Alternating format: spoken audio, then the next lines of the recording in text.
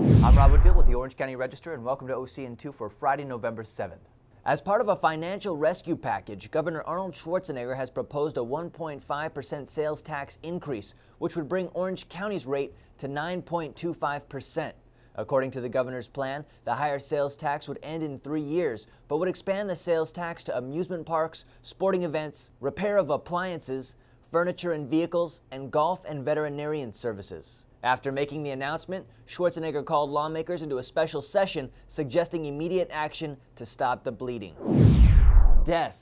That was the verdict reached by a Superior Court jury for triple murderer Skylar Deleon. The 7-woman, 5-man panel deliberated for 2 days before determining that Deleon should die by lethal injection instead of spending the rest of his life in prison. Deleon showed little emotion when the verdict was announced. In his final arguments of the penalty phase, Deputy District Attorney Matt Murphy insisted the only proper verdict was death, stressing the cold and callous nature of the crimes and the impact of those crimes on the lives of their relatives. Ryan Hawks, the son of Thomas and Jackie Hawks, who were killed by Deleon in a scheme to steal their yacht, didn't miss a day in court and said the verdict is a relief.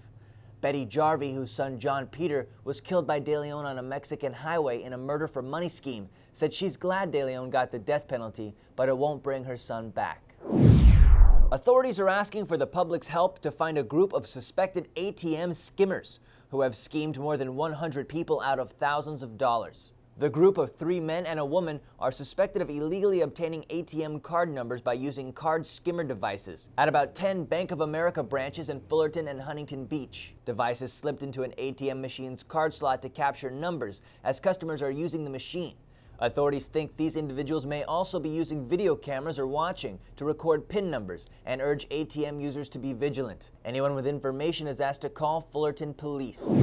Health inspectors revisited UCI Medical Center last week and found the hospital still out of compliance with requirements for Medicare funding. The Orange Hospital could lose millions in Medicare funding after a September investigation found anesthesiologists falsified surgical records. UCI said doctors were pre-filling out forms to save time, but had been ordered to stop. The survey covers the entire hospital, not just the anesthesiology department, and once UCI receives the completed inspection report, it must submit a plan of correction.